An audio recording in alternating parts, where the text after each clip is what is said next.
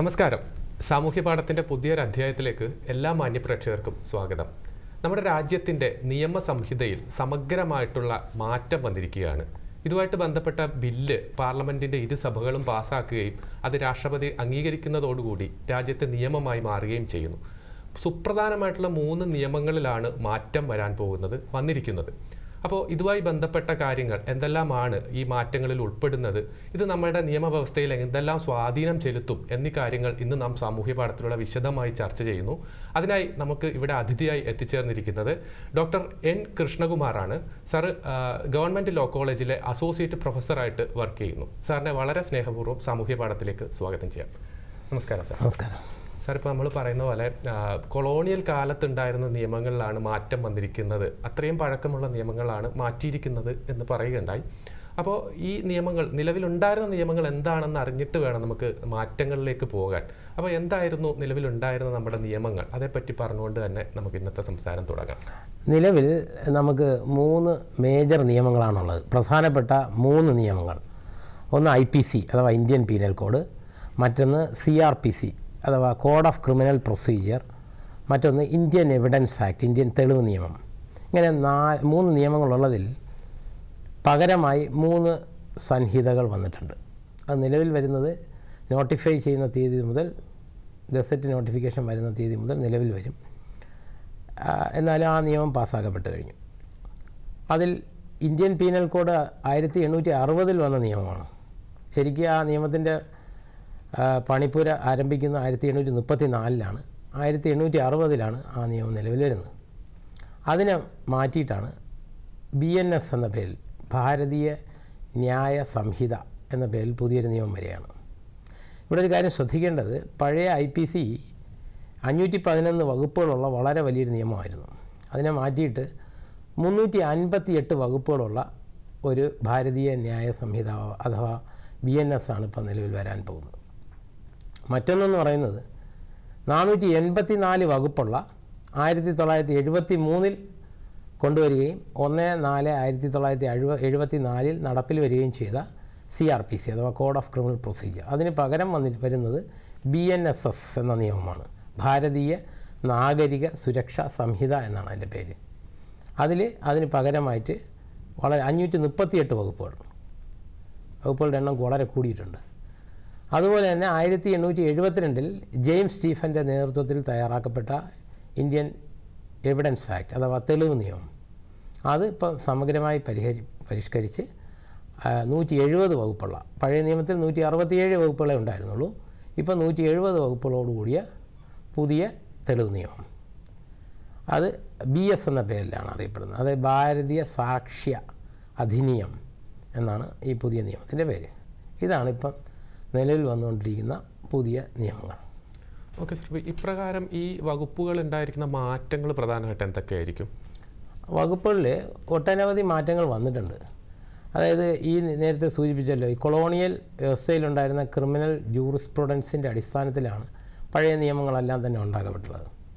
അതിൽ തന്നെ പൗരന്മാരെ ശിക്ഷിക്കുക എന്നുള്ളതായിരുന്നു. ഇന്ത്യൻ പീനൽ കോഡ് എന്നാണ്, ഇന്ത്യൻ ശിക്ഷാ നിയമം എന്നാണ് പഴയ നിയമത്തിൻ്റെ പേര്. അതുകൊണ്ട് ഉദ്ദേശിക്കുന്ന പൗരന്മാരെ, പ്രത്യേകിച്ച് ഇന്ത്യൻ പൗരന്മാരെ ശിക്ഷിക്കാൻ വേണ്ടി കൊണ്ടുവന്നുള്ള നിയമങ്ങളായിരുന്നു. പക്ഷേ അതിൽ ഒരു മാറ്റം വരുത്തിയിട്ട് ന്യായത്തിന് പ്രാധാന്യം നൽകിക്കൊണ്ട്, ജസ്റ്റിസിന് പ്രാധാന്യം നൽകിക്കൊണ്ട് ഉള്ള നിയമമായിരിക്കണം എന്നുള്ളതാണ് ഈ പുതിയ നിയമം കൊണ്ട് ഉദ്ദേശിക്കുന്നത്. അതുകൊണ്ടാണ് അതിൻ്റെ പേര് ഭാരതീയ ന്യായ സംഹിത എന്നാണ് പുതിയ പേര്. പിന്നെ ശിക്ഷകളിലും അതുപോലെ തന്നെ ഒട്ടനവധി മാറ്റങ്ങൾ വരുത്തിയിട്ടുണ്ട്. പിന്നെ മുൻപില്ലാത്ത ചില കുറ്റകൃത്യങ്ങൾ കാലാനുസൃതം മാറ്റം വരുത്തി കയറ്റിയിട്ടുമുണ്ട്, പുതുതായിട്ട് ചേർത്തിട്ടുണ്ട്. Okay sir. ഇപ്പോൾ നമ്മൾ പറയുമ്പോൾ 3 വകുപ്പുകളാണ് പ്രധാനമായിട്ടും പറയുന്നത്. അപ്പോൾ എന്തുകൊണ്ടായിരിക്കും ഇങ്ങനെ 3 എണ്ണത്തിൽ 3 കോഡുകൾ അല്ലേ? അതെ, 3 കോഡുകൾ എന്ന് പറയുമ്പോൾ കുറച്ച് വിശദമായി പറയേണ്ടതുണ്ട്. നിയമത്തെ നമുക്ക് പൊതുവെ 2ആയി തിരിക്കാം. സബ്സ്റ്റാൻറ്റീവ് ലോ എന്നും പ്രൊസീജിയറൽ ലോ എന്നും. സബ്സ്റ്റാൻറ്റീവ് ലോ എന്തെന്ന് പറയുന്നതിന് മുമ്പ് സബ്സ്റ്റാൻറ്റീവ് ലോയിലെ 2 വകഭേദങ്ങൾ പറയാം. സബ്സ്റ്റാൻറ്റീവ് ലോയെ വീണ്ടും 2ആയി തിരിക്കാം. സബ്സ്റ്റാൻറ്റീവ് ക്രിമിനൽ ലോ എന്നും സബ്സ്റ്റാൻറ്റീവ് സിവിൽ ലോ എന്നും. ഈ സബ്സ്റ്റാൻറ്റീവ് ക്രിമിനൽ ലോ എന്ന് കേൾക്കുമ്പോൾ ഓർമ്മ വരേണ്ടത് ഇപ്പോൾ നിലവിലുള്ള ഇന്ത്യൻ പീനൽ കോഡാണ്, ഇന്ത്യൻ ശിക്ഷാ നിയമം. ആ പേര് കേൾക്കുമ്പോൾ തന്നെ അറിയാം അതിലെന്തായിരിക്കും പറയുക. ഇന്ത്യൻ ശിക്ഷാ നിയമത്തിൽ ശിക്ഷയെക്കുറിച്ചായിരിക്കും. അപ്പോൾ ശിക്ഷ പറയണമെങ്കിൽ തീർച്ചയായിട്ടും കുറ്റങ്ങളും പറയണമല്ലോ. അപ്പോൾ കുറ്റങ്ങളെയും ശിക്ഷകളെയും കുറിച്ച് പ്രതിപാദിക്കുന്ന നിയമമാണ് ഈ സബ്സ്റ്റാൻറ്റീവ് ക്രിമിനൽ ലോ എന്ന് പറയുന്നത്. ഉദാഹരണമാണ് ഇന്ത്യൻ പീനൽ കോഡ്. അതുപോലെ തന്നെ പ്രൊസീജിയറൽ ലോ ഉണ്ട്, അതായത് ഇത് ഞാൻ ക്രിമിനൽ സൈഡാണ് പറയുന്നത്. അതുപോലെ പ്രൊസീജിയറൽ ക്രിമിനൽ ലോയും ഉണ്ട്. പ്രൊസീജിയറൽ ക്രിമിനൽ ലോ എന്ന് പറയുമ്പോൾ അതിനകത്ത് വരുന്നത് CRPC ആണ്, കോഡ് ഓഫ് ക്രിമിനൽ പ്രൊസീജിയർ. അത് ക്രിമിനൽ കോടതികൾ എങ്ങനെ നടക്കണം, എങ്ങനെ നടത്തിക്കൊണ്ട് പോകണം എന്നുള്ളതിനെക്കുറിച്ചാണ് അതിൽ പ്രതിപാദിക്കുന്നത്. പിന്നെ എവിഡൻസ് ആക്ട് ഉണ്ട്, തെളിവ് നിയമമുണ്ട്. അതും ഒരു പ്രൊസീജിയറൽ ലോ തന്നെയാണ്. പക്ഷേ അവിടെ ഏതെല്ലാം തെളിവുകളാണ് സ്വീകരിക്കേണ്ടത്, സ്വീകരിക്കാവുന്ന തെളിവുകൾ ഏതൊക്കെയാണ്, ഇനി അതെങ്ങനെയാണ് തെളിവായിട്ട് സ്വീകരിക്കുന്നത്, അതിൻ്റെ ട്രയൽ നടപടി എങ്ങനെ, ചീഫ് എക്സാമിനേഷൻ എങ്ങനെ, ക്രോസ് എക്സാമിനേഷൻ എങ്ങനെ, റീ എക്സാമിനേഷൻ നടത്തണം എന്നിത്യാദി കാര്യങ്ങളാണ് ഇന്ത്യൻ തെളിവ് നിയമത്തിൽ പ്രതിപാദിക്കുന്നത്. അപ്പോൾ ഓരോന്നിനും അതിൻ്റെ ധർമ്മങ്ങളുണ്ട്. ഈ IPC അഥവാ ഇന്ത്യൻ പീനൽ കോഡിൽ കുറ്റങ്ങളെയും ശിക്ഷകളെയും കുറിച്ച് പറയും. CRPCയിൽ എങ്ങനെയാണ് കോടതി നടത്തിക്കൊണ്ടു പോകേണ്ടതെന്നുള്ളതിനെക്കുറിച്ച് പറയും. എവിഡൻസ് ആക്ടിൽ എന്തൊക്കെ തെളിവുകളാണ് സ്വീകരിക്കാവുന്നത്, അതെങ്ങനെ സ്വീകരിക്കണം എന്നുള്ളതിനെക്കുറിച്ച്, അപ്രീസിയേഷൻ ഓഫ് എവിഡൻസ്, അതിനെക്കുറിച്ച് എവിഡൻസ് ആക്ടിൽ പറയും. ഓക്കെ, അതുകൊണ്ടാണ് ഈ 3 രീതിയിൽ പ്രധാനമായിട്ടും പറയുന്നത്. മറ്റൊരു കാര്യം വെച്ചാൽ ഇതിൻ്റെ ഒരു ചരിത്ര പശ്ചാത്തലം ഉണ്ടല്ലോ സാർ. ഇപ്പോൾ അത് സൂചിപ്പിക്കുകയുണ്ടായി നമുക്ക് മുമ്പുണ്ടായിരുന്ന ലോകളുടെ.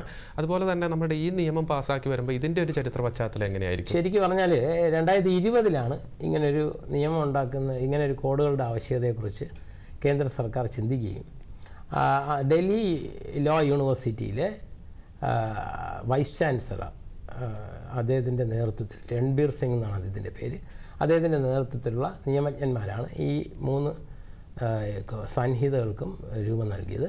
പിന്നീട് 12/12/23 നമ്മുടെ പാർലമെൻറ്റ് അത് പാസ്സാക്കുകയും ചെയ്തു. അങ്ങനെയാണ് ഈ നിയമത്തിൻ്റെ ചരിത്രപരമായ പശ്ചാത്തലം.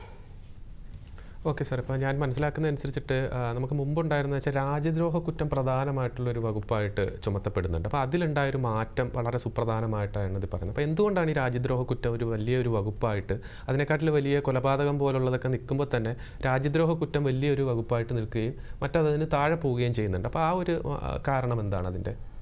അത് ശരിയാണ്. കാരണം രാജ്യദ്രോഹം എന്ന് പറയുന്നത് നമ്മൾ ഈ ക്യാപിറ്റൽ പണിഷ്മെൻറ്റ് കൊടുക്കാവുന്ന കുറ്റങ്ങളുടെ നിരകളിൽ ഏറ്റവും മുന്നിൽ ടോപ്പിൽ നിൽക്കുന്ന കുറ്റമാണ്. അതെന്താ കാരണം എന്ന് വെച്ചാൽ ഞാൻ നേരത്തെ സൂചിപ്പിച്ചു, 1834 ഇന്ത്യൻ പീനൽ കോഡിൻ്റെ പണി തുടങ്ങുന്നത്. അത് നിലവിൽ വരുന്ന 1860 ഏകദേശം 1857 ആയപ്പോൾ ഒരു വളരെ പ്രധാനപ്പെട്ട സംഭവം നടന്നു. ഭാരതത്തിൻ്റെ ചരിത്രം നോക്കിയാൽ, സ്വാതന്ത്ര്യ സമര ചരിത്രം നോക്കിയാൽ 1857 പ്രത്യേകത നിങ്ങൾക്ക് ഓർമ്മ കാണും. ഏതാണ്? 1857 ഒന്നാം സ്വാതന്ത്ര്യ സമരം എന്ന് നമ്മൾ വിശേഷിപ്പിക്കുകയും ശിപായി ലഹള അഥവാ ശിപായി മ്യൂട്ടിനി എന്ന് അവർ സായിപ്പുകാർ വിശേഷിപ്പിക്കുകയും ചെയ്യുന്ന ആ ലഹള നടന്നു. അന്ന് ബ്രിട്ടീഷ് ഗവൺമെൻറ് ഏറ്റവും വലിയ ത്രട്ടായിരുന്നു ഈ ഇത്തരം ലഹളകളും മറ്റും. അപ്പോൾ സർക്കാരിനെ മറിച്ചിടാനായിട്ട്, വ്യവസ്ഥാപിതമായ സർക്കാരിനെ താഴെ ഇറക്കാൻ വേണ്ടിയിട്ട് റയറ്റ് ഉണ്ടാക്കുകയാണെന്നുണ്ടെങ്കിൽ അതിനെ ഭയങ്കരമായിട്ട് ഒരു ഭയന്നിരുന്നു. അങ്ങനെയാണ് 1857, അതായത് ഈ 1860 ഈ നിയമം വന്നെന്ന് ഞാൻ പറഞ്ഞല്ലോ. അപ്പോൾ അതിൻ്റെ പണിപ്പുരയുടെ അവസാന മിനുക്കുപണി നടന്നുകൊണ്ടിരുന്നപ്പോൾ നടന്ന ഈ സംഭവം തീർച്ചയായിട്ടും അന്നത്തെ പീനൽ കോഡിൻ്റെ നിർമ്മാണ പ്രക്രിയയെ സ്വാധീനിച്ചിട്ടുണ്ട്. അതുകൊണ്ട് തന്നെയാണ് ഞാൻ ഒന്ന് ഇടപെടുകയാണ്. നമുക്കൊരു പ്രേക്ഷകൻ നമ്മളോടൊപ്പം ചേരുന്നുണ്ട്. അതിനുശേഷം നമുക്ക് സംസാരത്തിലേക്ക് തിരിച്ചു വരാം. നമസ്കാരം, സാമൂഹ്യ പാഠമാണ്. പേര് പറഞ്ഞ് പരിചയപ്പെടുത്തുമോ? ഹലോ, കേൾക്കാം, പറഞ്ഞോളൂ. ഹലോ, എൻ്റെ പേര് നിമൽ എന്നാണ്. ഞാൻ തിരുവനന്തപുരത്ത് നിന്നാണ് വിളിക്കുന്നത്. ഓക്കെ, സാറിനോട് ചോദിച്ചോളൂ. എൻ്റെ സംശയം ഇതാണ്, ഇപ്പോ PNS IPC സെക്ഷൻ 377 മൊത്തത്തിലായിട്ട് എടുത്തു കളഞ്ഞതായിട്ട് കാണാൻ സാധിക്കുന്നുണ്ട്. അപ്പോൾ കറന്റ്ലി അതിന്റെ ഒരു സ്റ്റേറ്റസ് എന്താണ്?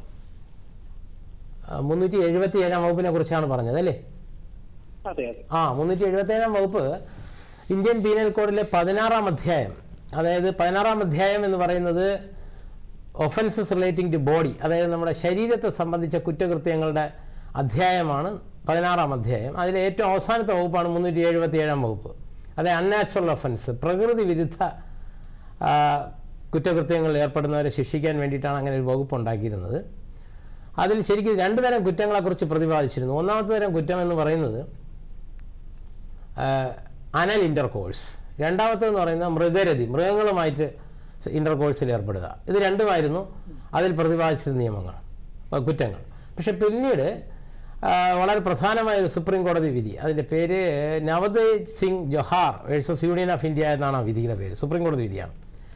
അതിൽ ഈ 377 ഭാഗികമായിട്ടാണ് എടുത്തു കളഞ്ഞത്. ഭാഗികമായി എന്ന് പറഞ്ഞാൽ സമ്മതത്തോടെ പുരുഷനുമായി രതിവേഴ്ചയിൽ ഏർപ്പെട്ടാൽ കുറ്റമല്ല എന്നാണ് കോടതി കണ്ടെത്തിയത്. എന്നാൽ മൃഗരതി കുറ്റമായി തന്നെ തുടരുകയായിരുന്നു. എന്തുകൊണ്ടായിരുന്നു മൃഗരതി കുറ്റമായി തുടർന്നു എന്ന് ചോദിച്ചാൽ, നേരത്തെ പറഞ്ഞ പോലെ സമ്മതം നൽകാൻ മൃഗങ്ങൾക്ക് കഴിയില്ലല്ലോ.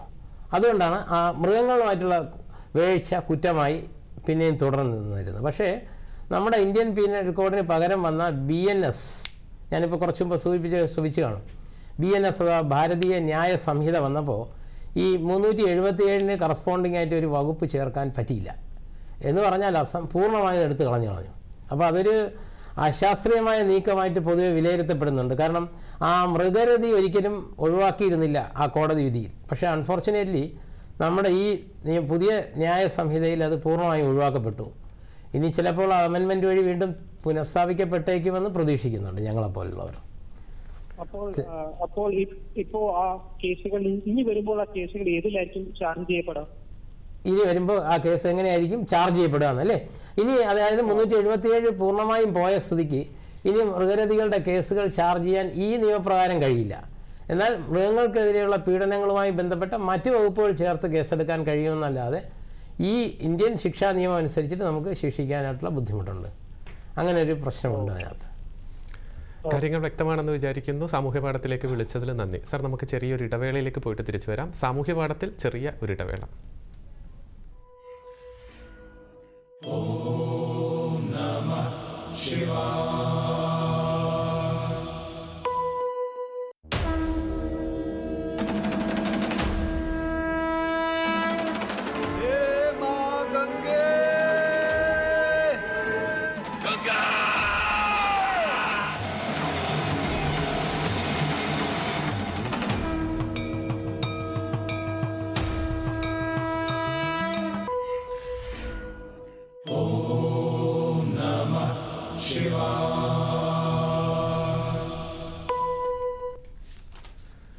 സാമൂഹ്യ പാഠത്തിലേക്ക് വീണ്ടും സ്വാഗതം. നമ്മൾ സംസാരിച്ചുകൊണ്ടിരിക്കുന്ന വിഷയം നിയമവ്യവസ്ഥയിലെ പുതിയ മാറ്റങ്ങളെക്കുറിച്ചാണ്. ഇതുമായി ബന്ധപ്പെട്ട പ്രേക്ഷകരുടെ സംശയങ്ങൾ, നിർദ്ദേശങ്ങളൊക്കെ തന്നെ ഇവിടെ വിളിച്ച് അന്വേഷിക്കാവുന്നതാണ്.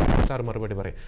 സാർ, നമ്മൾ കോളിലേക്ക് പോകുന്ന സമയത്ത് തന്നെ ഈ കുറ്റകൃത്യങ്ങളെ പറ്റി പറയുന്നുണ്ട്. അപ്പോൾ ഈ കൂട്ടിച്ചേർത്ത വകുപ്പുകൾ ഇതിൽ പ്രധാനപ്പെട്ടതാണല്ലോ. അപ്പോൾ അതെന്തൊക്കെയാണ് എന്ന് ഒന്നുകൂടി വിശദമാക്കുമോ? ഒട്ടനവധി വകുപ്പുകൾ കൂട്ടിച്ചേർക്കപ്പെടുകയുണ്ടായി. ഇപ്പോൾ ഉദാഹരണം പറയുകയാണെങ്കിൽ CRPC, നമ്മൾ നേരത്തെ പറഞ്ഞുകൊണ്ടിരുന്ന BNSS എന്നുള്ള പുതിയ നാഗരിക സുരക്ഷാ സംഹിതയെ സംബന്ധിച്ചിടത്തോളം അവിടെ കുറേ വകുപ്പുകൾ എടുത്തു കളഞ്ഞു, റിപ്പീൽ ചെയ്ത് കളഞ്ഞു. 9 വകുപ്പുകളും റിപ്പീൽ ചെയ്ത് കളഞ്ഞു. അതുപോലെ തന്നെ ചില കുറേയധികം വകുപ്പുകൾ അമെൻഡ് ചെയ്യപ്പെടുകയുണ്ടായി, അഥവാ ഭേദഗതി ചെയ്യപ്പെടുകയാണ്. 160ഓളം വകുപ്പുകൾ ഭേദഗതി ചെയ്യുകയുണ്ടായി. അതുപോലെ 9 വകുപ്പുകൾ കൂട്ടിച്ചേർക്കുകയും ചെയ്തു. അങ്ങനെ BNSSൽ കൂട്ടിച്ചേർത്തലുണ്ടായി, ഒഴിവാക്കപ്പെടലുകളുണ്ടായി, മാറ്റമുണ്ടായി. ഉദാഹരണം, ക്രൂവൽറ്റി എന്ന വാക്ക് നേരത്തെ ഡിഫൈൻ ചെയ്തിട്ടില്ലായിരുന്നു. ഈ അമ്മായിയമ്മയുടെ പീഡനം, അതായത് പിന്നെ ഭർതൃഗ്രഹത്തിലെ പീഡനം എന്നൊക്കെ പറയുമെങ്കിൽ എന്താണ് ഈ ക്രൂവൽറ്റി എന്നുള്ള വാക്ക് നേരത്തെ നിർവഹിച്ചില്ലായിരുന്നു. പക്ഷേ എന്നാൽ പുതിയതിനകത്ത് നിർവഹിച്ചിട്ടുണ്ട്. അതുപോലെ തന്നെ ഇന്ത്യൻ പീനൽ കോഡിനകത്തും മാറ്റങ്ങൾ ഒത്തിരി വന്നിട്ടുണ്ട്. അതിൽ ഒരു ഉദാഹരണം പറയുകയാണെങ്കിൽ 112 എന്ന് പറഞ്ഞൊരു വകുപ്പ് പ്രത്യേകം കൂട്ടിച്ചേർക്കപ്പെട്ടൊരു വകുപ്പാണ്. നേരത്തെ ഇല്ലാത്ത തരം വകുപ്പാണ്. അതെന്താ പറഞ്ഞാൽ ഈ സ്നാച്ചിങ് കേസുകൾ, അതുപോലെ തന്നെ ഈ ടിക്കറ്റിനും മറ്റും പിന്നെ അൺഓതറൈസ്ഡ് സെല്ലിംഗ് നടത്തുക, ഇത്തരം കുറ്റകൃത്യങ്ങൾ ശ്രദ്ധിക്കപ്പെടാതെ കാണാതെ പോയിട്ടുള്ള വകുപ്പുകളായിരുന്നു. പക്ഷേ 112 വകുപ്പ് ഈ BNSൽ ഉൾപ്പെടുത്തിയതിലോടുകൂടി അങ്ങനെ നേരത്തെ വിട്ടുപോയ ചില കുറ്റങ്ങളിലൂടെ ഇതിൻ്റെ ഭാഗമാകുകയുണ്ടായി.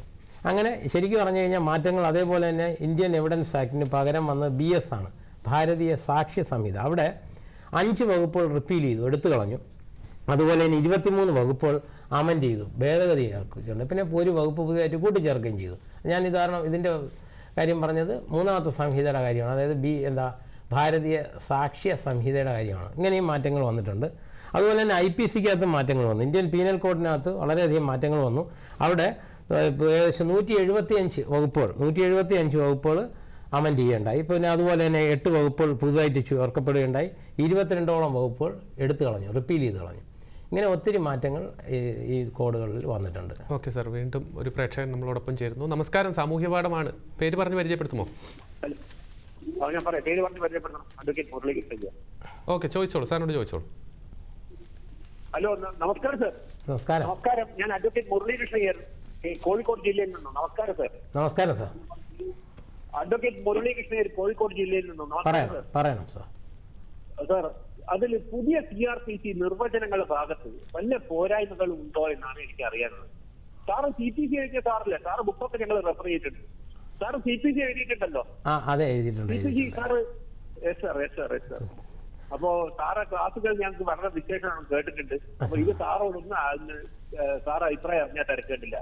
CRPC നിർവചനങ്ങളുടെ ഭാഗത്ത് വല്ല പോരായ്മകൾ ഉണ്ടോ എന്ന് അറിഞ്ഞാൽ തിരക്കേണ്ടില്ല.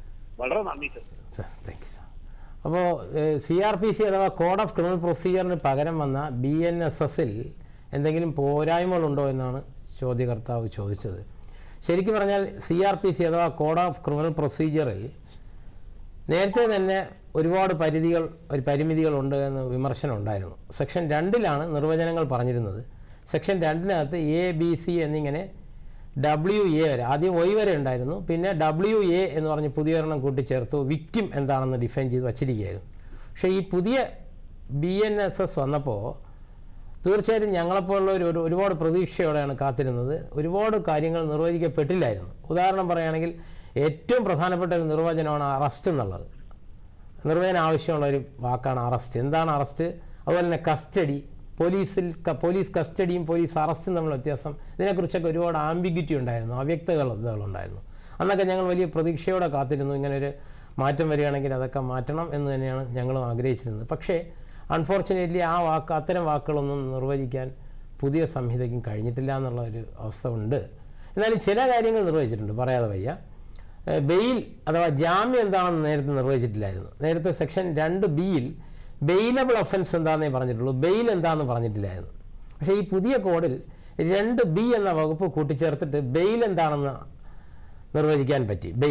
അതായത് ജാമ്യം എന്താണെന്ന് നിർവചിക്കാൻ പറ്റി. എന്നിട്ട് ബെയിലബിൾ ഒഫൻസിനെ സെക്ഷൻ 2C-യിലേക്ക് കൊണ്ടുവന്നു.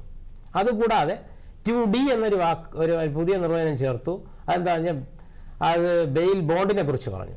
അതുമാതിരി ബെയിൽ ബോണ്ടിനെ കൂടാതെ ബോണ്ട് എന്താണെന്ന് നിർവഹിച്ചു. ഇങ്ങനെ കുറേ മാറ്റങ്ങൾ പുതിയ കോഡിൽ കൊണ്ടുവന്നു. ജാമ്യവുമായി ബന്ധപ്പെട്ട ബെയിൽ ബോണ്ട് എന്നിങ്ങനെ പുതിയ വാക്കുകൾ പുതിയ കോഡിൽ കൊണ്ടുവന്നെങ്കിലും ഇപ്പോഴും ഞാൻ നേരത്തെ പറഞ്ഞ വാക്കുകളെപ്പോലുള്ള ചില വാക്കുകൾ, അതുപോലെ തന്നെ ട്രയൽ എന്താണെന്ന് നിർവഹിച്ചിട്ടില്ല. വിചാരണ ഏറ്റവും പ്രധാനപ്പെട്ട നിർവചനം ആവശ്യമുള്ള ഒരു പദമാണ് ട്രയൽ എന്ന് പറയുന്നത്. ട്രയൽ എപ്പോഴും ഒരു ആംബിഗ്വിറ്റി ഉണ്ട്. എന്താ പറഞ്ഞാൽ എപ്പോഴാണ് ഒരു ക്രിമിനൽ കേസിൻ്റെ കോഗ്നിസൻസ് എടുക്കുക എന്ന് പറഞ്ഞാൽ എന്താണ്, ഏത് സ്റ്റേജിലാണ് കോഗ്നിസൻസ് എടുക്കുക എന്നുള്ളത് ഒരു തർക്ക വിഷയമാണ്. അപ്പോൾ ഇങ്ങനെയുള്ള പദങ്ങളൊക്കെ നിർവചിക്കുന്ന കാര്യത്തിൽ പുതിയ സംഹിതയും പരാജയപ്പെട്ടു എന്ന് പറയേണ്ടിയിരിക്കുന്നു. വ്യക്തമാണെന്ന് പ്രതീക്ഷിക്കുന്നു. വിളിച്ചതിൽ നന്ദി സാർ. ഇപ്പോൾ ഈ പറഞ്ഞതുമായിട്ട് ബന്ധപ്പെട്ട് തന്നെ ഞാനൊന്ന് കൂട്ടിച്ചേർത്ത് ചോദിക്കുകയാണ്. ഇപ്പോൾ ഈ വാക്കുകൾ പറഞ്ഞല്ലോ, അപ്പോൾ അതുപോലെ തന്നെ ക്രൈം സിൻഡിക്കേറ്റ് എന്നൊക്കെയുള്ള പുതിയ പദങ്ങളെ പറ്റിയിട്ട് പറയുന്നുണ്ട്. അപ്പോൾ അതൊന്ന് വ്യക്തമാക്കുമോ? അതായത് അതും ഈ പുതിയൊരു മാറ്റം തന്നെയാണ്. ശരിക്കും പറഞ്ഞാൽ നേരത്തെ ഇല്ലാത്തൊരു പദം സെക്ഷൻ 111 ഓഫ് ഇന്ത്യൻ പീനൽ കോഡിലാണ് ഈ ക്രൈം സിൻഡിക്കേറ്റ് എന്ന പദം പറയുന്നത്. എന്താ ഈ ക്രൈം സിൻഡിക്കേറ്റ്? അത് നമ്മൾ അന്ന് മെക്കാളെ പ്രഭുവിൻ്റെ കാലത്ത് പരിചയമില്ലാത്തൊരു പദമാണത്. എന്താ പറഞ്ഞാൽ ഒരേ കുറ്റത്തിൽ തന്നെ വീണ്ടും ആവർത്തിച്ച് ചെയ്യുന്ന ആളുകളുണ്ട്. അതായത് ഉദാഹരണം പറയുകയാണെങ്കിൽ മോഷണത്തിലാണെങ്കിൽ സ്ഥിരമായി മോഷണ വൃത്തിയിൽ ഏർപ്പെടുന്ന ആളുകൾ, റോബറി അതുപോലത്തെ കുറ്റങ്ങൾ തുടർച്ചയായി ചെയ്യുന്നവർ, സ്നാച്ചിങ്, ഈ ചെയിൻ സ്നാച്ചിങ് ഒക്കെ, മാലയൊക്കെ പിടിച്ചു പറിച്ച് ഓടുന്ന ആളുകൾ, അതുപോലെ തന്നെ വെഹിക്കിൾ തെഫ്റ്റ്, ഈ വാഹന മോഷണത്തിൽ സ്ഥിരമായി ഏർപ്പെടുന്ന ആളുകൾ, അതുപോലെ കിഡ്നാപ്പിംഗ് സ്ഥിരമായി ചെയ്യുന്നവർ, പൈസയ്ക്ക് വേണ്ടിയിട്ട് കിഡ്നാപ്പിംഗ് നടത്തുന്നവർ, ഇങ്ങനെയുള്ള സ്ഥിരമായി കുറ്റകൃത്യം ചെയ്യുന്ന ആളുകളെ കൈകാര്യം ചെയ്യാനായിട്ട് പണ്ട് നിയമമില്ലായിരുന്നു, സ്പെസിഫിക് ആയിട്ടുള്ള പ്രൊവിഷൻ ഇല്ലായിരുന്നു. അങ്ങനെയുള്ള കാര്യങ്ങൾ കൈകാര്യം ചെയ്യുന്ന രീതിയിൽ ഇപ്പോൾ 111 എന്നൊരു വകുപ്പ് നമ്മുടെ ഇന്ത്യൻ പീനൽ കോഡ് അഥവാ പുതിയ ഭാരതീയ ന്യായ സംഹിതയിൽ കൂട്ടിച്ചേർത്തിട്ടുണ്ട്. അതാണ് ഈ സിൻഡിക്കേറ്റ് എന്ന വാക്ക് താങ്കൾ ഉദ്ദേശിച്ചത്. അതായിരിക്കും ഉദ്ദേശിച്ചെന്ന് തോന്നുന്നു. ക്രൈം സിൻഡിക്കേറ്റ് എന്നാണ് ആ വാക്ക് ഉപയോഗിക്കുന്നത്. അപ്പോൾ അതിന് വലിയ ശിക്ഷയും കൂടെ പറഞ്ഞിട്ടുണ്ട്. ഇതിനകത്ത് വലിയ ശിക്ഷയും കൂടെ പറഞ്ഞിട്ടുണ്ട്. മുൻപൊന്നും ഇല്ലാത്ത രീതിയിലുള്ള ശിക്ഷയും പറഞ്ഞിട്ടുണ്ട്. ഓക്കെ സാർ, നമുക്ക് ചെറിയൊരു ഇടവേളയിലേക്ക് പോയിട്ട് തിരിച്ചു വരാം. സാമൂഹ്യ പാഠത്തിൽ ചെറിയ ഒരു ഇടവേള. വന്ദനം വന്ദനം പാർമെത്തും ദ്രാവിഡ നന്ദിനിയായി വളർന്ന ഭാഷേ, മൺവിളക്കുമി പാത്രങ്ങളും എൻ്റെ പൊന്മുളം തണ്ടുമൊക്കെയുമായിതാ പോകയായി ഞാൻ. ഒരേ എഴുത്തും പല നിലവുകളുമായി പല മനുഷ്യരിലൂടെ തലമുറകളിലൂടെ കവിത അതിന്റെ യാത്ര തുടരുകയാണ്. ധീരമാമുഖം തന്നെ നോക്കി നിന്നു ഞാൻ, ഗുണോദാരനാമവിടത്തേക്കെന്തു തോന്നിയോ ഹൃത്തിൽ ഭാവപാരവശ്യ. ഉല്ലേഖം കവിതയിലെ വെളിച്ചങ്ങൾ. എല്ലാ ശനിയാഴ്ചയും രാത്രി 9 മണിക്ക്. പുനഃസംപ്രേഷണം എല്ലാ ഞായറാഴ്ചയും രാവിലെ 8:30.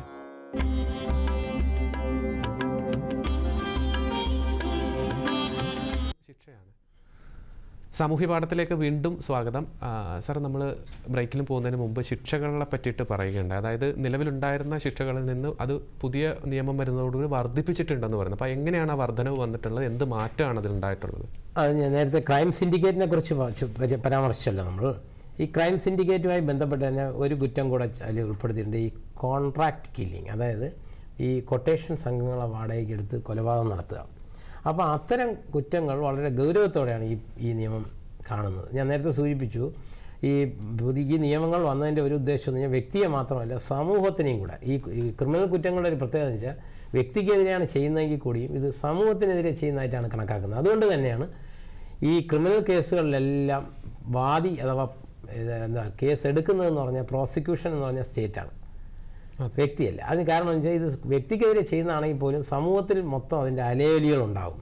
അതുകൊണ്ട് തന്നെ വലിയ ശിക്ഷ കൊടുക്കണം എന്നാണ് ഈ പ്രത്യേകിച്ച് ക്രൈം സിൻഡിക്കേറ്റ് പോലുള്ള കുറ്റങ്ങൾ. നേരത്തെ ഞാൻ പറഞ്ഞില്ലേ കോൺട്രാക്റ്റ് കില്ലിംഗ് ഒക്കെ. അങ്ങനെ കൊന്നാൽ ആ കൊല്ലുന്ന ആളിന് അതേ ശിക്ഷ നൽകുകയാണ് ഈ പുതിയ നിയമം. അതേ ശിക്ഷ എന്ന് പറഞ്ഞാൽ ഏതാണോ അയാൾ ചെയ്ത കുറ്റം അതിന് കറസ്പോണ്ടിങ് ആയിട്ടുള്ള, അതായത് പ്രൊപ്പോർഷണാലിറ്റി തിയറി എന്ന് പറഞ്ഞൊരു തിയറി ഉണ്ട്. അത് റിട്രിബ്യൂട്ടീവ് തിയറി ഓഫ് പണിഷ്മെൻ്റ് എന്നാണ് അതിന് പറയുന്നത്. കണ്ണിന് കണ്ണ്, പല്ലിന് പല്ല്. അപ്പോൾ അതുപോലെ ഈ ക്രൈം സിൻഡിക്കേറ്റിൻ്റെ ഭാഗമായി കൊലപാതകം നടത്തിയാൽ അയാൾക്ക് കൊലക്കയറ് കിട്ടും, ഡെത്ത് പെനാൽറ്റി ശിക്ഷയായിട്ട് ലഭിക്കും. മാത്രമല്ല വലിയ ഫൈനാണ്. വലിയ ഫൈൻ എന്ന് പറഞ്ഞാൽ മിനിമം 10 ലക്ഷം രൂപയാണ് ഫൈൻ, മിനിമമാണ്. അപ്പോൾ മാക്സിമം ലിമിറ്റ് ചെയ്തിട്ടില്ല, അത്രയും ഫൈൻ ചുമത്തുന്നുണ്ട്. കൂടാതെ ഈ ക്രൈം സിൻഡിക്കേറ്റിൻ്റെ ഭാഗമായി റിപ്പീറ്റഡായി കുറ്റം ചെയ്യുന്ന ആളുകൾക്ക് മറ്റ് ശിക്ഷ കൊടുക്കുന്നതിനോടൊപ്പം തന്നെ മിനിമം ഈ കൊലപാതകമല്ല മറ്റേതെങ്കിലും കുറ്റമാണ് ചെയ്യുന്നതെങ്കിലും ഫൈൻ മിനിമം 5 ലക്ഷം ആക്കിയിട്ടുണ്ട്.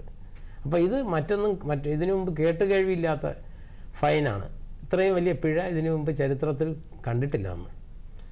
ഇങ്ങനൊരു വലിയ ശിക്ഷയും കൂടെ അതാണ് ഈ നിയമത്തിൻ്റെ പേര് ന്യായ സംഹിത എന്നാണെങ്കിലും ശരിക്ക് ശിക്ഷയുടെ കാഠിന്യം കൂടിയിട്ടുണ്ട്. അത് ബെക്കാരിയ എന്ന് പറഞ്ഞൊരു ജൂറിസ്റ്റ് ഉണ്ട്, ഒരു ക്രിമിനോളജിസ്റ്റ് ഉണ്ട്. അദ്ദേഹം സീസർ ബെക്കാരിയ എന്നാണ് മുഴുവൻ പേര്. അദ്ദേഹം പറയാറുണ്ട് punishment should be Swift, severe and certain. Punishment Swift ആയിരിക്കണം, ഉടനെ കിട്ടണം, ശിക്ഷ ഉടനെ കിട്ടണം. അതായത് വയലത്ത് ജോലി വരമ്പത്ത് കൂലി, അങ്ങനെയായിരുന്നു അദ്ദേഹം വിഭാവനം ചെയ്തത്. അതുപോലെ സിവിയർ ആയിരിക്കണം, കടുത്തതായിരിക്കണം, സേർട്ടൺ നിശ്ചയമായും ശിക്ഷ ലഭിക്കുകയും വേണം. അതിൽ നിശ്ചയമായും ശിക്ഷ ലഭിക്കണം എന്നുള്ളതിനെക്കുറിച്ച് ഈ കോഡിലൊന്നും പരാമർശം വരുന്നില്ലെങ്കിൽ പോലും ആദ്യം പറഞ്ഞ സിവിയർ ആൻഡ് സ്വിഫ്റ്റ് എന്നുള്ളത് ഈ നിയമങ്ങളിലെല്ലാം കാണുന്നുണ്ട് കുറേശ്ശെ. ഓക്കെ സാർ, ഇപ്പോൾ നമ്മൾ പിഴയെപ്പറ്റി പറഞ്ഞതുകൊണ്ട് തന്നെ നഷ്ടപരിഹാരം പരാമർശിക്കാതിരിക്കാൻ കഴിയില്ല. അപ്പോൾ ഈ പിഴയും നഷ്ടപരിഹാരവും തമ്മിലുള്ളൊരു വ്യത്യാസം എങ്ങനെയാണ് ഈ നിയമത്തിൽ പറയുന്നത്? പിഴയും നഷ്ടപരിഹാരവും എന്ന് പറയുന്നത് അത് ബേസിക്കലി മനസ്സിലാക്കേണ്ട ഒരു കാര്യമാണ്.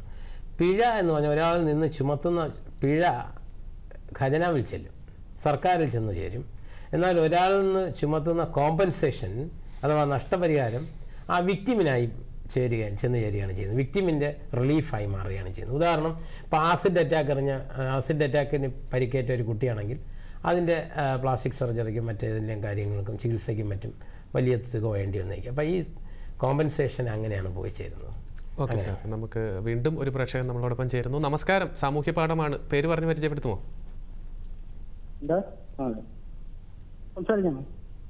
ചോദിച്ചോളൂ, കേൾക്കാം, വ്യക്തമായി കേൾക്കാം. സാറേ, എൻ്റെ പേര് സോജി എന്നാണ്, ആറ്റിങ്ങിൽ നിന്നാണ് വിളിക്കുന്നത്. ഓക്കെ സാറേ, ഞാനിപ്പോൾ വിവാഹം വൈഫായിട്ട് വേറെ പിരിഞ്ഞ് താമസിക്കാൻ തുടങ്ങിയിട്ട് 1.5 വർഷമായി. പറഞ്ഞോളൂ. മുൻപ് ഹലോ വ്യക്തമായി കേൾക്കാം, സംസാരിച്ചോ, തുടർച്ചയായി സംസാരിച്ചോ. 1.5 വർഷമായി ഞങ്ങൾ വേറെ പിരിഞ്ഞ് താമസിക്കുന്നു സാർ. അപ്പം പരസ്പര സമ്മതത്തോടെയുള്ള ലൈംഗിക ബന്ധം മുൻപ് കുറ്റകരമല്ലായിരുന്നല്ലോ. പുതിയ നിയമത്തെ അത് കുറ്റകരമാവോ എന്ന് അറിയാനായിരുന്നു. നിങ്ങൾ ഇപ്പോൾ കോടതി വഴി വേർപിരിഞ്ഞാണോ കഴിയുന്നത്, അല്ലാതെ സ്വന്തം ഇഷ്ടപ്രകാരം വേർപിരിഞ്ഞ് കഴിയുകയാണോ? വൈഫിന്റെ ഇഷ്ടപ്രകാരം വേർപിരിഞ്ഞ് കഴിയണം. 1.5 വർഷമായി. ഓ, വൈഫിന്റെ ഇഷ്ടപ്രകാരം വേർപിരിഞ്ഞ് കഴിയുന്നു അല്ലേ? നിങ്ങൾക്ക് തുടർന്ന് ബന്ധപ്പെടാമോ എന്നുള്ളതല്ലേ ചോദ്യം? അതെ. മറ്റേതെങ്കിലും ആളുമായിട്ടാണോ സ്വന്തം ഭാര്യയുടെ കാര്യമാണോ ചോദിച്ചത്? അതല്ല സാർ, വൈഫ് പിരിഞ്ഞ് കഴിയണല്ല. ആ മറ്റുള്ളവർ മനസ്സിലായി. മറ്റുള്ള ആളുകളുമായിട്ടുള്ള അത് ഇപ്പോൾ പുതിയ നിയമത്തിലെ മാറ്റമല്ല, ശരിക്കും പറഞ്ഞാൽ അത് മനസ്സിലാക്കേണ്ട ഒരു കാര്യമാണ്. അത് ഈ പുതിയ ഭാരതീയ ന്യായ സംഹിതയിൽ വന്ന മാറ്റം അല്ല, അതിന് മുൻപേ തന്നെ മാറിക്കഴിഞ്ഞിരുന്നു. അതായത് മുൻപൊരു സുപ്രീം കോടതി വിധി ഉണ്ടായിരുന്നു, Joseph Shine versus State of Kerala എന്നാണ് ആ വിധിയുടെ പേര്. ആ വിധിയിലൂടെ എന്താ സംഭവിച്ചെന്ന് പറഞ്ഞാൽ 497 എന്ന് പറഞ്ഞ ഇന്ത്യൻ പീനൽ കോഡിലൊരു വകുപ്പുണ്ട്, അതായത് വ്യഭിചാരം കുറ്റകൃത്യമായിരുന്നു 497 വകുപ്പ് പ്രകാരം മുൻപ് എന്ന് പറഞ്ഞാൽ ഈ വിധി വരുന്നതിന് മുൻപ്. ഇപ്പോൾ അതൊരു കുറ്റകൃത്യമായി കാണുന്നില്ല. പക്ഷേ അത് പരിഗണിക്കും കോടതി. എന്ത് കാര്യത്തിന് പരിഗണിക്കുമെന്ന് പറഞ്ഞാൽ മാട്രിമോണിയൽ ഡിസ്പ്യൂട്ട് വരുമ്പോൾ, അതായത് ഈ സ്ത്രീയും പുരുഷനുമായിട്ട് വേർപിരിയാനായിട്ടൊക്കെ പരാതിയുമായി ഫാമിലി കോടതിയിലെത്തുമ്പോൾ, കുടുംബ കോടതിയിലെത്തുമ്പോൾ പുരുഷന് ഒരു പരസ്ത്രീ ഗമനമുണ്ട് എന്നുള്ളത്, അല്ലെങ്കിൽ വഴിപിഴച്ച ബന്ധമുണ്ട് എന്നുള്ളത് ഒരു കാര്യമായിട്ട് കോടതി പരിഗണിക്കും. അങ്ങനെ ഒരു കാര്യം മനസ്സിലാക്കണം. അല്ലാതെ മറ്റ് കുറ്റം എന്നുള്ള നിലയ്ക്ക് 497 എന്ന വകുപ്പ് എടുത്തു കളഞ്ഞിട്ടുണ്ട്. ഈ പുതിയ ഭാരതീയ ന്യായ സംഹിത വന്നപ്പോഴും അതുതന്നെയാണ് സ്ഥിതി. അതായത് 497 പകരമായി പുതിയ വകുപ്പില്ല എന്ന് പറഞ്ഞാൽ വ്യഭിചാരം ഈ പറഞ്ഞ പോലെ ഒരു കുറ്റകൃത്യമായി കാണാത്തൊരവസ്ഥയാണ് ഇപ്പോൾ നിലവിലുള്ളത്. ഓക്കെ, കാര്യങ്ങൾ വ്യക്തമാണെന്ന് വിചാരിക്കുന്നു. സാമൂഹ്യ പാഠത്തിലേക്ക് വിളിച്ചതിൽ നന്ദി സാർ. അതുപോലെ തന്നെ ഇതിലെ നിയമത്തിലെ 93-ാമത്തെ വകുപ്പ് കുട്ടികളുമായി ബന്ധപ്പെട്ട് വരുന്നുണ്ട്. അപ്പോൾ അതൊന്ന് എന്താണെന്നൊന്ന് വ്യക്തമാക്കുമോ? അതെന്താ വെച്ചാൽ ഈ കുട്ടികളെ ഉപേക്ഷിക്കുന്ന മാതാപിതാക്കൾ, അത് ആ രീതി പല ഭാഗങ്ങളിലും റിപ്പോർട്ട് ചെയ്യപ്പെട്ടിരുന്നു. അങ്ങനെ കുട്ടികളെ ഉപേക്ഷിക്കുന്ന മാതാപിതാക്കൾക്ക് ശിക്ഷ കൊടുക്കാൻ വേണ്ടിയിട്ട്, അതിലൂടെ കുട്ടികളുടെ അവകാശം സംരക്ഷിക്കാൻ വേണ്ടിയിട്ട് നമ്മുടെ ശരിക്കും പറഞ്ഞാൽ ഇൻ്റർനാഷണൽ കവനൻ്റ് ഉണ്ട്. 1989 വന്ന CRC എന്ന് പറഞ്ഞൊരു കൺവെൻഷനുണ്ട്, convention on the rights of child. അത് കുട്ടികളുടെ അവകാശ ഉടമ്പടി. അതിലും ശരിക്കും കുട്ടികളെ ഉപേക്ഷിക്കാൻ പാടില്ല എന്നും കുട്ടികളുടെ അവകാശങ്ങൾ സംരക്ഷിക്കാൻ വേണ്ട തയ്യാറെടുപ്പുകൾ സ്റ്റേറ്റ് എടുക്കണം, അത് രാഷ്ട്രം ഏറ്റെടുക്കണമെന്ന് ആവശ്യപ്പെട്ടിട്ടുണ്ടായിരുന്നു. അതിൻ്റെ ഭാഗമായിട്ടാണ് ഇപ്പോൾ ഇങ്ങനൊരു വകുപ്പ് കൂട്ടിച്ചേർത്തിട്ടുള്ളത്. അതായത് കുട്ടികളെ ഉപേക്ഷിക്കുന്ന മാതാപിതാക്കൾക്ക് 7 വർഷം വരെ ശിക്ഷ കൊടുക്കാവുന്ന ഒരു പുതിയ സംവിധാനം പുതിയ BNS-നകത്ത് കൊണ്ടുവന്നിട്ടുണ്ട്. അങ്ങനെ ഒരു വകുപ്പാണ് 93-ാം വകുപ്പ്. ശരി സാർ. അതുപോലെ തന്നെ ഈ നിർബന്ധിച്ച് തെളിവെടുക്കുക എന്ന് പറയുന്നത് ഭരണഘടനാ വിരുദ്ധമായിട്ടുള്ളൊരു കാര്യമാണ്. അപ്പോൾ അതിനെ എങ്ങനെയാണ് നമ്മൾ ഈ നിയമത്തിൽ പറയുന്നത്, അല്ലെങ്കിൽ എന്ത് മാറ്റമാണ് ആ രീതിയിൽ സംഭവിച്ചിട്ടുള്ളത്? ശരിക്കും പറഞ്ഞാൽ നിർബന്ധിച്ച് തെളിവെടുക്കുന്നത് കൃത്യമായിട്ട് പറഞ്ഞാൽ ഇന്ത്യയിലെ ഭാരതത്തിൻ്റെ ഭരണഘടനയ്ക്ക് വിരുദ്ധമാണ്. ആർട്ടിക്കിൾ 20 ക്ലോസ് 3 എന്ന് പറഞ്ഞൊരു അനുച്ഛേദമുണ്ട്. അതിൽ പറയുന്നത് വെച്ചാൽ no person shall be compelled to give evidence against himself. ഒരാളെയും അയാൾക്കെതിരെ നിർബന്ധിച്ച് തെളിവെടുക്കാൻ പാടില്ല എന്നാണ് പറയുന്നത്. പക്ഷേ നമ്മുടെ CRPC-യിലെ 53-ാം വകുപ്പ് അത് അനുവദിക്കുന്നുണ്ട്. എന്താ പറയുന്നതെന്ന് വെച്ചാൽ മദ്യപിച്ച് നിൽക്കുന്ന ഒരാളിനെ നമുക്ക് വേണമെങ്കിൽ കൊണ്ടുപോയി ആശുപത്രിയിൽ കൊണ്ടുപോയി ബ്ലഡ് സാമ്പിൾ കളക്ട് ചെയ്ത് അതിലെ രക്തത്തിലുള്ള ലഹരിയുടെ അളവ് കണ്ടുപിടിക്കാം, അത് തെളിവായി സ്വീകരിക്കുകയും ചെയ്യും. അത് കൃത്യമായിട്ട് പറഞ്ഞാൽ ആർട്ടിക്കിൾ 20 ക്ലോസ് 3 വിരുദ്ധമാണ്. പക്ഷേ അത് പല പ്രാവശ്യം കോടതിയിൽ ആ വിഷയം ചർച്ചയ്ക്ക് വന്നെങ്കിലും 1978 വളരെ പ്രധാനമായൊരു വിധിയുണ്ട്, Anil A. Lohande versus State of Maharashtra എന്ന് പറഞ്ഞൊരു വിധിയുണ്ട്. അതിൽ കോടതി പറയുക ഒരു പുതിയ ടൂൾ ഉണ്ടാക്കി. എന്താ ടൂൾ എന്ന് പറഞ്ഞാൽ, ഈ ഒരു നിയമത്തിലെ ഏതെങ്കിലും വകുപ്പ് ഭരണഘടനയ്ക്ക് വിരുദ്ധമായി നിന്നാൽ അത് നിലനിൽക്കില്ല. അപ്പോൾ രണ്ടിനെയും കൂടെ നിലനിർത്താനായിട്ട് ഹാർമോണിയസ് റൂൾ ഓഫ് കൺസ്ട്രക്ഷൻ എന്ന പേരിൽ, അഥവാ construction interpretation, harmonious rule of interpretation എന്ന പേരിൽ ഇവ രണ്ടും ഒരു അഡ്ജസ്റ്റ്മെൻറ്റിൽ പോകുന്ന രീതിയിലുള്ള ഒരു വ്യാഖ്യാനം നൽകിക്കൊണ്ട് പറഞ്ഞു സെക്ഷൻ 53 ഇതിന് വിരുദ്ധമല്ല എന്ന് പറഞ്ഞൊരു നിയമം കൊണ്ടുവന്നു. പക്ഷേ ഇവിടെ ഒരു കൗതുകം പറഞ്ഞപ്പോൾ ഒരു കാര്യം കൂടെ ഓർത്തു പോവുകയാണ്. ആ നിയമം പറഞ്ഞതെന്ന് വെച്ചാൽ 53-ാം വകുപ്പ് പഴയ ഞാൻ പറഞ്ഞ CRPC-യിലെ കാര്യമാണ് പറയുന്നത്. CRPC-യിൽ പറയുന്നതെന്ന് വെച്ചാൽ if it appears to a police officer not below the rank of sub inspector of police that medical examination of a person can bring evidence against him, he can subject him for he can take him for medical examination before a medical practitioner whose name is included in the panel prescribed by the Directorate of Medical Services എന്നാണ്. സർക്കാർ ഡോക്ടറുടെ മുമ്പിൽ കൊണ്ടുപോയി വൈദ്യപരിശോധന നടത്താമെന്നായിരുന്നു 53 പറഞ്ഞിരുന്നത്. Sub inspector റാങ്കിലുള്ള ഉദ്യോഗസ്ഥന് മാത്രമേ നേരത്തെ അധികാരം ഉണ്ടായിരുന്നുള്ളൂ. പക്ഷേ പുതിയ BNSS വന്നതോടുകൂടി, ഭാരതീയ നാഗരിക സുരക്ഷാ സംഹിത വന്നതോടുകൂടി ആ സ്ഥിതി മാറി. എന്താ പറഞ്ഞാൽ ഏതൊരു പോലീസ് ഓഫീസർക്കും ഇത് ചെയ്യാനുള്ള അധികാരം വന്നിട്ടുണ്ട്. അങ്ങനെ ഒരു പ്രത്യേകതയും കൂടെ ഈ സമയത്ത് ഓർത്തു പോവുകയാണ്. ഓക്കെ സാർ, നമുക്ക് ചെറിയൊരു ഇടവേളയിലേക്ക് പോയിട്ട് തിരിച്ചു വരാം. സാമൂഹ്യ പാഠത്തിൽ ചെറിയ ഒരു ഇടവേള.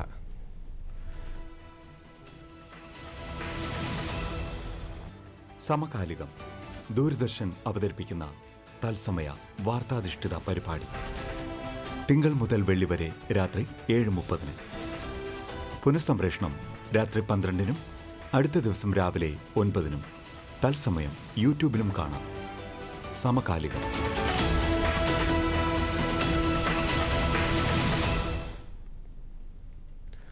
സാമൂഹ്യ പാഠത്തിലേക്ക് വീണ്ടും സ്വാഗതം.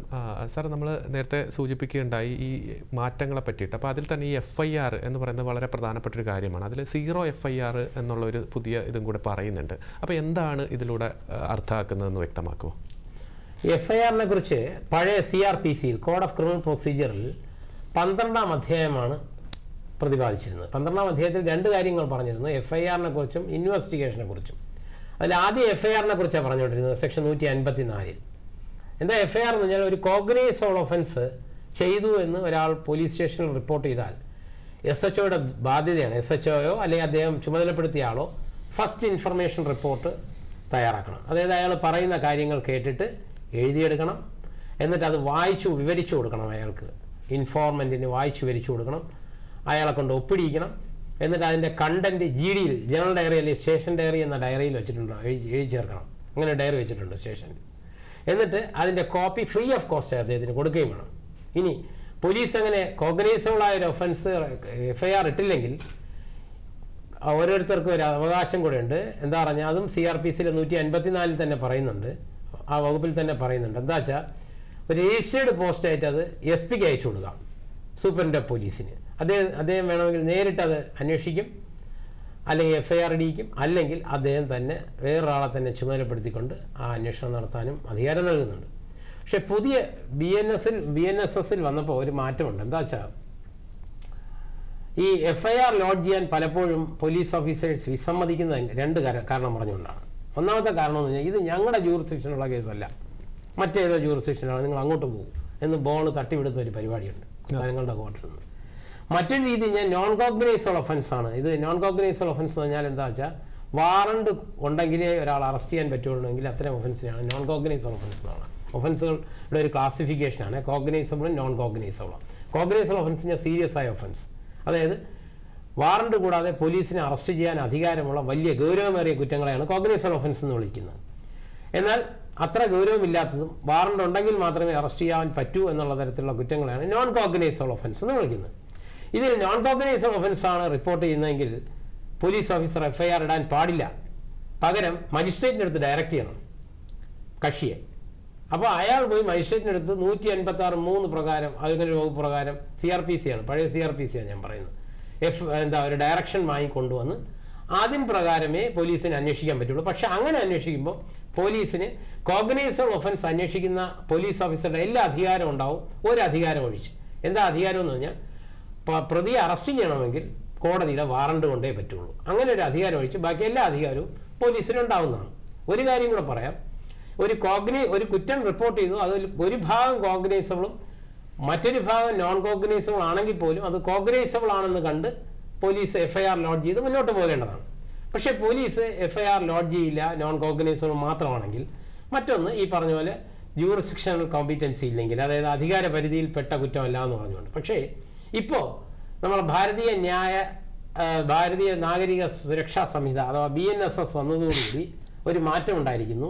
173-ാം വകുപ്പാണ് ഇപ്പം FIR-നെ കുറിച്ച് പറയുന്നത്.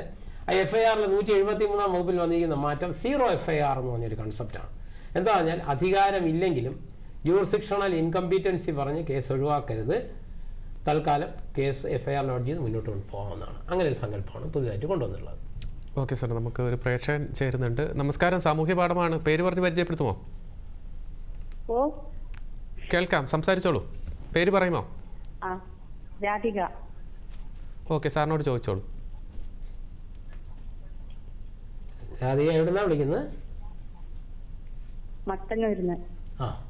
ചോദിച്ചോളൂ. മട്ടന്നൂരിന്ന്. ചോദ്യം ചോദിച്ചോളൂ, തുടർച്ചയായി ചോദിച്ചു. ഞാന് ഇങ്ങനെ കല്യാണം കഴിഞ്ഞിട്ട് അമ്മ വീട്ടിലോട്ട് കയറ്റാനൊന്നും വിടുന്നില്ല. അവര് പല പെണ്ണുങ്ങളുമായിട്ട് വമ്പം ബന്ധത്തിലാണ്. ഭർത്താവ് മറ്റു സ്ത്രീകളുമായി ബന്ധത്തിലാണ്, നിങ്ങളെ വീട്ടിൽ കയറ്റാൻ അനുവദിക്കുന്നില്ല, ശരിയല്ലേ? അനുവദിക്കുന്നില്ല. അപ്പൊ ഞാൻ അതിനെപ്പറ്റി ചോദ്യം ചെയ്തതിന് പിന്നെ ഭർത്താവിന്റെ അമ്മ ഭയങ്കര പ്രശ്നമാക്കുകയും ഇനി ഒഴിവായിക്കോളും, നീ ഇവിടെ നിൽക്കണ്ട, നീ വരണ്ട, ഇനി ഇങ്ങോട്ട് വരാൻ പാടില്ല എന്നെല്ലാം പറഞ്ഞിട്ടുള്ള അവസ്ഥയിൽ ആക്കിയിട്ടുള്ളത്. അവര് 2-3 കല്യാണം കഴിച്ചതായ ആള്, എന്നിട്ടാണ് ഇത് സംഭവിച്ചത് ഇതായത്.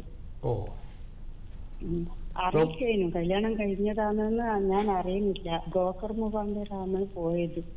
അങ്ങനെയുള്ളൊരു സംഭവം ആയിട്ടില്ല. ഇപ്പൊ നിങ്ങളെ വീട്ടിൽ കയറ്റുന്നില്ല, അതല്ലേ നിങ്ങളുടെ വിഷയം, ഇപ്പോഴത്തെ വിഷയം അതാണ് അല്ലേ? അതായത് ഡൊമസ്റ്റിക് വയലൻസ് ആക്ട് എന്ന് പറഞ്ഞൊരു നിയമമുണ്ട്, ഗാർഹിക പീഡന നിരോധന നിയമം, 2005 വന്ന നിയമമാണ്. ആ നിയമപ്രകാരം ഷെയർഡ് ഹൗസ് ഹോൾഡ് എന്ന് പറഞ്ഞൊരു സങ്കല്പമുണ്ട്. എന്താ മനസ്സിലാക്കേണ്ടതാണ്? ഷെയർഡ് ഹൗസ് ഹോൾഡ് എന്ന് പറഞ്ഞാൽ നിങ്ങൾ ഭർത്താവിനോടൊപ്പം കഴിഞ്ഞ വീട്ടിൽ ഭർത്താവിന്റെ വീട്ടിൽ വീണ്ടും തുടർന്ന് താമസിക്കാൻ നിങ്ങൾക്ക് അധികാരമുണ്ട്. ഷെയർഡ് ഹൗസ് ഹോൾഡ് എന്നാണ് പറയുന്നത്, SHARED, ഷെയർഡ് ഹൗസ് ഹോൾഡ് എന്ന് പറയും. അപ്പൊ അതായത് പഴയ ഭർത്താവിന്റെ വീട്ടിൽ തുടർന്നും നിങ്ങൾക്ക് താമസിക്കാനായിട്ടുള്ള അധികാരവും അവകാശവും ഉണ്ട്. അതിനെന്താ ചെയ്യേണ്ടത്? നിങ്ങൾക്ക് 3 അധികാരികളെ സമീപിക്കാം. ഒന്ന്, സോഷ്യൽ ജസ്റ്റിസ് ഡിപ്പാർട്ട്മെന്റ്, സാമൂഹ്യ നീതി വകുപ്പിലെ ഇതിനു വേണ്ടി ഡെസിഗ്നേറ്റ് ചെയ്തിട്ടുള്ള പ്രൊട്ടക്ഷൻ ഓഫീസർ ഉണ്ട്. ആ പ്രൊട്ടക്ഷൻ ഓഫീസറെ നേരിൽ കാണുകയാണെങ്കിൽ അദ്ദേഹം അതിന്റെ മറ്റു നടപടികൾ സ്വീകരിക്കും. അതല്ലെങ്കിൽ പോലീസ് സ്റ്റേഷനിൽ പരാതിപ്പെട്ടാലും പോലീസിനും ഇതിൽ നടപടി സ്വീകരിക്കാൻ കഴിയും. കൂടാതെ മജിസ്ട്രേറ്റിനെ നേരിട്ട് കണ്ടും നിങ്ങൾക്ക് പരാതി ബോധിപ്പിക്കാവുന്നതാണ്. ഇങ്ങനെ 3 അധികാരികളെ നിങ്ങൾക്ക് സമീപിക്കാൻ അധികാരമുണ്ട്, അവകാശമുണ്ട്.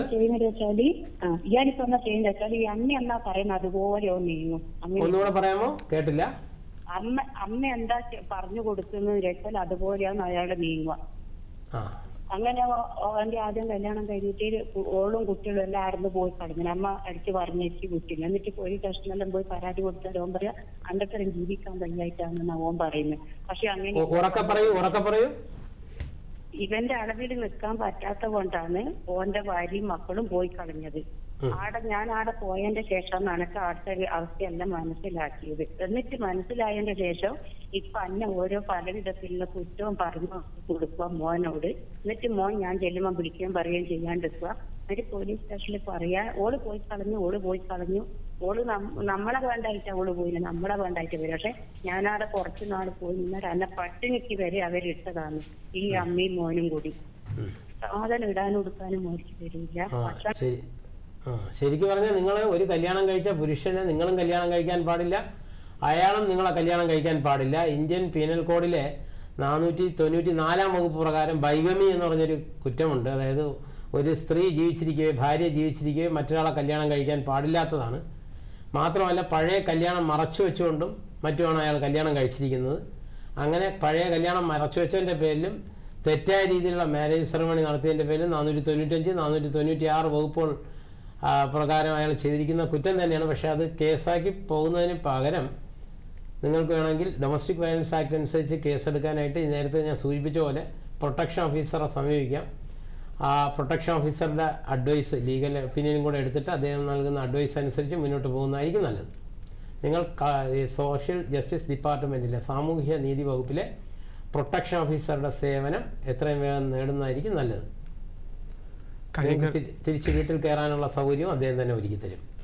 കോടതിക്ക് അങ്ങനെ ഉത്തരവിടാം, മജിസ്ട്രേറ്റ് കോടതിക്ക് ഉത്തരവിടാം തിരിച്ച് നിങ്ങളെ വീട്ടിൽ കയറ്റണമെന്നും. അങ്ങനെ കയറ്റാൻ തടസ്സം നിന്നാൽ അത് നീക്കാനായിട്ട് പോലീസിന് നിർദ്ദേശം കൊടുക്കാനും. അതുകൂടാതെ ഇനി ആ വീട്ടിൽ തുടർന്ന് താമസിച്ചാൽ ഈ നേരത്തെ നിങ്ങൾ പറഞ്ഞ പോലെ അമ്മായിയമ്മയുടെ ബുദ്ധിമുട്ടുണ്ടെങ്കിൽ ആ ഭർത്താവിനോട് വേറെ വീട് വാടകയ്ക്ക് എടുത്ത് താമസിപ്പിക്കാൻ നിർദ്ദേശം കൊടുക്കാനും. വേണ്ടി വന്നാൽ അയാൾ നിങ്ങളെ പീഡിപ്പിക്കുന്ന ആളാണെങ്കിൽ അങ്ങനെ നിങ്ങൾക്ക് വേണ്ടി വാടകയ്ക്ക് എടുത്തു തരുന്ന വീട്ടിൽ അയാൾ കയറാതിരിക്കുന്ന രീതിയിൽ ഉത്തരവ് നൽകാനും ആ ഉത്തരവ് പോലീസിനെ കൊണ്ട് നടത്തിപ്പിച്ചെടുക്കാനും കൂടെയുള്ള അധികാരം മജിസ്ട്രേറ്റിനുണ്ട് ഡൊമസ്റ്റിക് വയലൻസ് ആക്ട് അനുസരിച്ച്. അതിനുള്ള മറ്റ് നിയമോപദേശവും മറ്റ് സഹായങ്ങളും പ്രൊട്ടക്ഷൻ ഓഫീസർ നിങ്ങൾക്ക് നൽകും. തീർച്ചയായിട്ടും മുന്നോട്ട് പോകും. കാര്യങ്ങൾ വ്യക്തമാണെന്ന് വിചാരിക്കുന്നു. വിളിച്ചതിൽ നന്ദി. സാർ, ഇന്ന് പുതിയ നിയമത്തിൽ പ്രധാനപ്പെട്ട ഒരു കാര്യം എന്ന് പറയുന്നത് സാമൂഹ്യ സേവനം എന്ന് പറഞ്ഞിട്ടുള്ളൊരു പുതിയ പദം വരുന്നുണ്ട്. അപ്പോൾ അത് എന്താണ് ഇതുകൊണ്ട് ഉദ്ദേശിക്കുന്നതെന്ന് കൂടി വ്യക്തമാക്കുമോ? അതൊരു പുതിയ, നേരത്തെ ഞാൻ സൂചിപ്പിക്കാത്തൊരു കാര്യമാണ്. അതായത് മറ്റ് നിയമങ്ങൾക്ക് പരിചയമില്ലാത്ത, മറ്റ് നിയമ സംവിധാനങ്ങൾക്ക് പരിചയമില്ലാത്തൊരു സംഗതിയാണത്.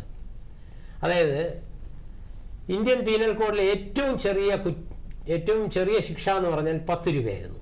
510 പ്രകാരം, ഇന്ത്യൻ പീനൽ കോഡിലെ 510 വകുപ്പ് പ്രകാരം മദ്യപിച്ച് റോഡിൽ നിന്ന് ബഹളം ഉണ്ടാക്കുന്ന ആളുകളെ പിടിച്ചോണ്ട് പോയി 10 രൂപ പിഴ ചുമത്താം എന്ന് പറഞ്ഞൊരു വകുപ്പുണ്ട്. 10 രൂപയോ അത് അടച്ചില്ലെന്നുണ്ടെങ്കിൽ 24 മണിക്കൂർ അയാൾക്ക് തടവോ നൽകുന്ന രീതിയിലുള്ള ശിക്ഷയുണ്ടായിരുന്നു. ഇന്ത്യൻ പീനൽ കോഡിലെ ഏറ്റവും ചെറിയ ശിക്ഷയായിരുന്നു. അതിപ്പോൾ മാറ്റി. എന്നിട്ട് നമ്മളെ പുതിയ നിയമത്തിൽ ഭാരതീയ ന്യായ സംഹിതയിൽ 355 വകുപ്പ് എന്ന് പറഞ്ഞൊരു വകുപ്പ് കയറ്റിയിട്ടുണ്ട്. അതെന്താ പറഞ്ഞത്? അങ്ങനെ 10 രൂപയ്ക്കും 24 മണിക്കൂറിനും വേണ്ടിയിട്ട് ഒരു മദ്യപൻ അയാളുടെ മനം മാറ്റുമെന്ന് ഇപ്പം നമുക്ക് ചിന്തിക്കാൻ പറ്റില്ല. ആറ്റിറ്റ്യൂഡിൻ്റെ വിഷയമാണത്, മനോഭാവത്തിൻ്റെ വിഷയമാണ്. അപ്പം അതുകൊണ്ട് ആ മനോഭാവം മാറ്റാൻ വേണ്ടിയിട്ട് കമ്മ്യൂണിറ്റി സർവീസ് എങ്ങനെയാണ് പൊതുജനങ്ങളെ സേവിച്ച് വരുമ്പോൾ, പൊതുജനങ്ങളുടെ പ്രശ്നങ്ങളൊക്കെ മനസ്സിലാക്കി വരുമ്പോൾ അതിലൂടെ വലിയ മനസ്സിന് മാറ്റം ഉണ്ടാകാൻ സാധ്യതയുണ്ട്. ഇങ്ങനെ ഒരു മാറ്റം വരാനൊരു കാരണവും കൂടെ ഉണ്ട്. ചെന്നൈ ഹൈക്കോടതിയിൽ ഒരു കേസിൽ ശിക്ഷിക്കപ്പെട്ട ഒരു സിനിമാ നടിയെ, പേര് ഞാൻ പരാമർശിക്കുന്നില്ല, ഈ ബുദ്ധിമാന്ദ്യമുള്ള കുഞ്ഞുങ്ങളെ സംരക്ഷിക്കുന്ന ആ ജോലി ചെയ്യാനായിട്ട് നിർബന്ധിച്ചു കോടതി. പക്ഷെ ആ ജോലി ചെയ്ത് കഴിഞ്ഞിട്ട് ആദ്യം ഒരു ശിക്ഷയായിട്ടാണ് അവർ കണ്ടെങ്കിലും പിന്നീട് ജോലി ചെയ്ത് വന്നപ്പോൾ അവർക്ക് മനസ്സിനൊരു വലിയൊരു മാറ്റം ഉണ്ടാവുകയും അവർ പറഞ്ഞു, ഇത് ഞാൻ ശിക്ഷ കഴിഞ്ഞിട്ട് ഇനി തുടർന്നും വന്ന് ഇവിടെ ഇവരെ സേവിക്കാനുണ്ടാവുമെന്ന് പറഞ്ഞു. അപ്പോൾ അതുപോലെ സാമൂഹിക സേവനത്തിൽ ഏർപ്പെടുമ്പോൾ ഈ ബുദ്ധിമുട്ട് അനുഭവിക്കുന്നവരുടെ പ്രയാസങ്ങൾ മനസ്സിലായി വരുമ്പോൾ മനസ്സിലൊരു മാറ്റം ഉണ്ടാകട്ടെ എന്നുള്ള ഉദ്ദേശത്തോടെയായിരിക്കും ഇപ്പോൾ ഈ കമ്മ്യൂണിറ്റി സർവീസ് എന്ന് പറഞ്ഞ ഒരു സംവിധാനം, പുതിയൊരു സംവിധാനം ഈ പുതിയ BNS-ൽ ഭാരതീയ ന്യായ സംഹിതയിലെ 355 വകുപ്പ് പ്രകാരം പഴയ 510 പകരമാണ് ഈ 355 എന്ന വകുപ്പ് ഈ വകുപ്പ് ഉൾപ്പെടുത്തിയിട്ടുള്ളത്. ശരി സാർ, നമുക്ക് ചെറിയൊരു ഇടവേളയിലേക്ക് പോയിട്ട് തിരിച്ചു വരാം. സാമൂഹ്യ പാഠത്തിൽ ചെറിയ ഒരു ഇടവേള. ലോകം പോയ വാരം.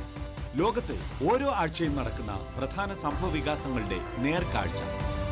ഓരോ ആഴ്ചയിലും ലോകം ചർച്ച ചെയ്ത വാർത്തകൾ നിങ്ങളുടെ മുമ്പ്. രാഷ്ട്രീയം, ശാസ്ത്രം, സാമൂഹികം, സാംസ്കാരികം, കായികം തുടങ്ങി എല്ലാ മേഖലകളിലെയും പ്രധാനപ്പെട്ട ലോക വാർത്തകൾ അരമണിക്കൂറിൽ. ലോകം പോയ വാരം. ഞായറാഴ്ച വൈകിട്ട് 6:30. പുനഃസംപ്രേഷണം ഞായറാഴ്ച രാത്രി 10:30, തിങ്കളാഴ്ച രാവിലെ 8 മണിക്കും ചൊവ്വാഴ്ച ഉച്ചയ്ക്ക് 1:30. മറക്കാതെ കാണുക ലോകം പോയ വാരം നിങ്ങളുടെ ദൂരദർശനിൽ.